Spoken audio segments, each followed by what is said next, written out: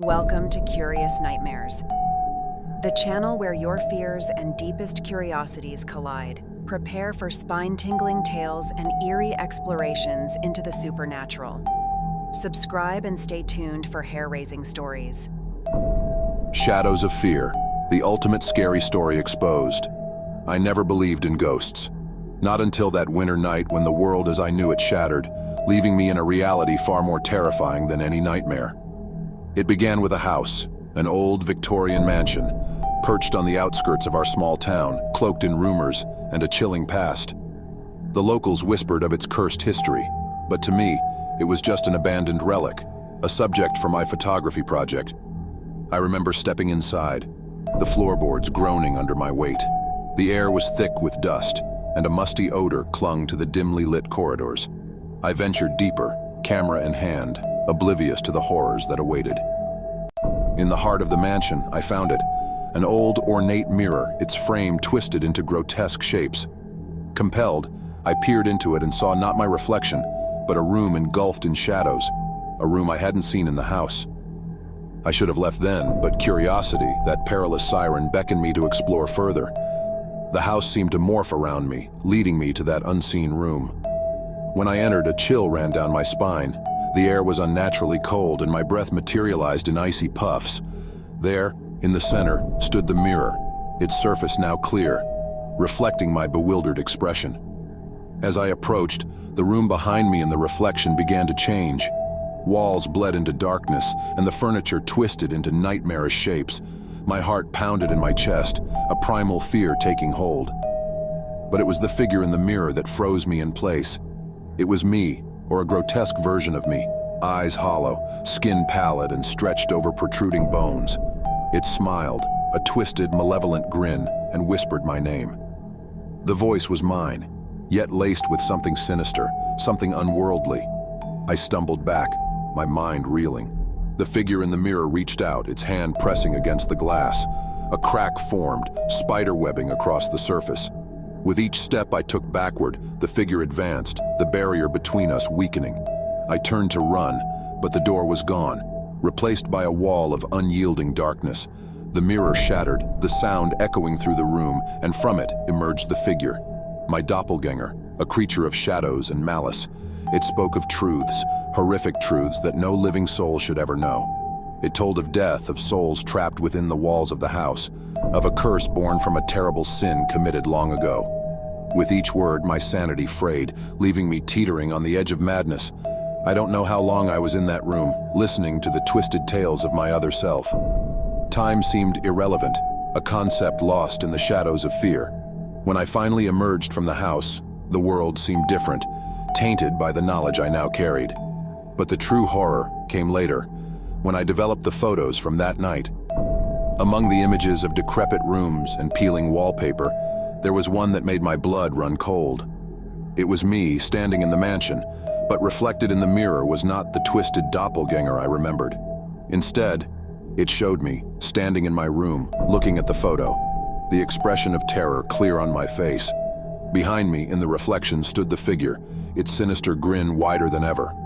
I realized then that the mirror was not a gateway to another world, but a reflection of our own, twisted by the horrors that lurk in the shadows of our minds. And now, it was a part of me, a shadow that followed, always just out of sight, waiting for the moment to emerge. Every night thereafter, the boundaries between reality and nightmare blurred. I'd wake up in cold sweats, unsure if the figure from the mirror was a figment of my dreams or a resident in my room, lurking in the dark corners, watching me with its hollow eyes.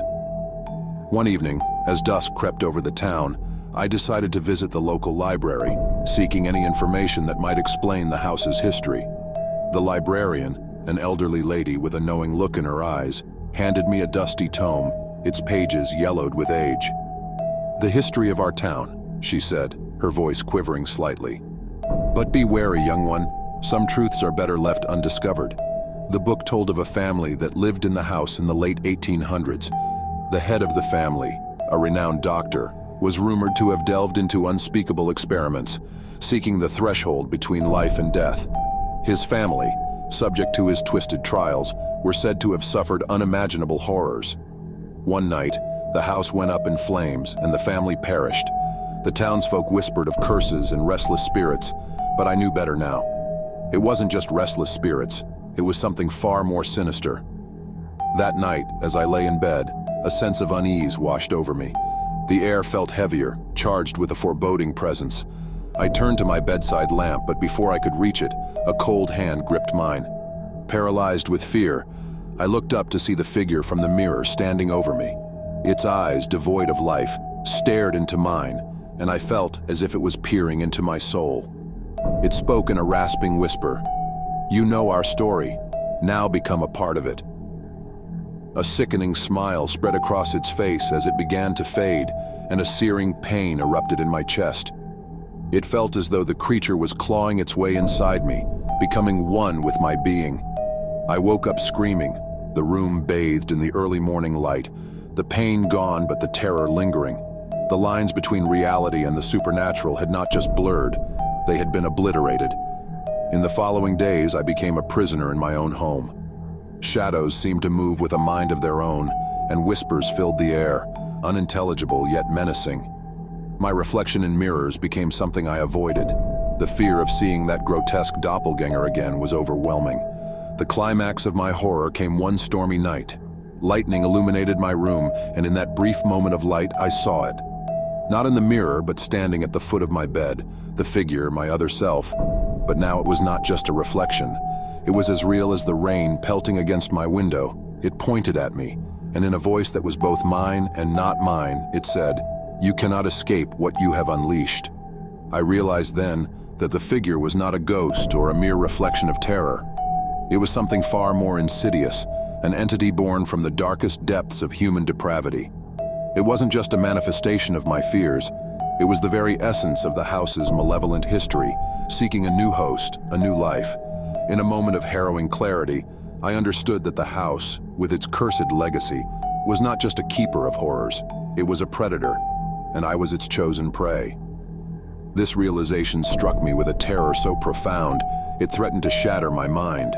The figure in the mirror, the shadow that had stalked my every move, began to merge with my reflection. Its sinister smile widened as our eyes met in the glass. "You are the key," it whispered, its voice a chorus of the tormented souls that had succumbed to the house's curse. "Through you, our legacy will continue." I watched, helpless, as my reflection twisted into something grotesque, a fusion of my features and the figure's nightmarish visage. It reached out, its hand pressing against the mirror, and to my horror, my own hand mimicked the motion. The cold glass yielded like liquid under our touch, and I felt an icy chill envelop me. In that moment, I knew I had to act. With every ounce of willpower, I tore myself away from the mirror and stumbled towards the door. But the house, alive with the echoes of its dark past, wouldn't relinquish its hold so easily. The walls began to warp, the floorboards twisted, and an unearthly howl filled the air. I reached the front door, my heart pounding in my chest, only to find it sealed shut, as if it had never been a door at all. Desperation took hold, and I turned, only to come face to face with the figure, now fully materialized in the physical world. It advanced, its movements a grotesque mimicry of my own. "You cannot escape," it hissed. "You are part of this house, part of us." In a final, frantic attempt, I hurled myself through the nearest window, shattering the glass, and tumbled onto the cold ground outside. I lay there panting, my body aching from the fall but alive, free from the house's grasp. As I got to my feet, I looked back at the house, its windows dark, an ominous silhouette against the night sky. But in one window I saw it, my own twisted reflection, staring back at me with a malevolent grin. And then, just as I turned to leave, a chilling thought gripped me. If I could see my reflection in the window from out here, was part of me still trapped inside? The story doesn't end here, for I feel the house's cold grip on my soul, a constant reminder that it is not done with me. And now, as shadows creep at the corner of my vision, I wonder if I ever truly left, or if the house has followed me out into the world. Is this my life now, a perpetual haunting, or is it just the beginning of something far more terrifying? I write this as a warning, but also as a plea. If you ever hear the whispers of a cursed house on the outskirts of town, do not ignore them, for I fear that the horror I've unleashed may not be content with just one victim.